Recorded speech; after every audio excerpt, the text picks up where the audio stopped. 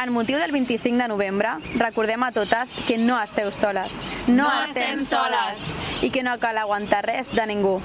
Si us plau, recordeu totes que no som menys que ningú i que cap persona té per què fer-vos sentir inferiors i maltractades.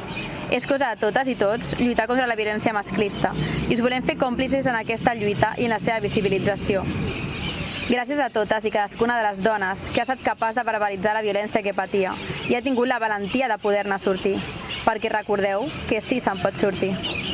Gràcies a totes per ser-hi, per posar la vostra veu i la vostra lluita. No a la violència masclista! No a les agressions sexuals!